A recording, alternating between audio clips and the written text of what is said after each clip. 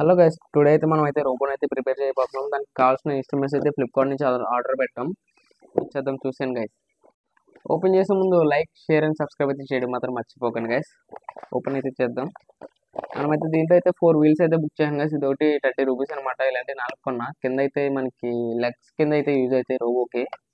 అలాగే ఈ yellow colour drone model అనమాట. ఇవి అదే గేర్ మోడల్స్ అనమాట. ఇలాంటి 4 బుక్ చేసా. ఇది ఒకటి 20 రూపీస్ గైస్.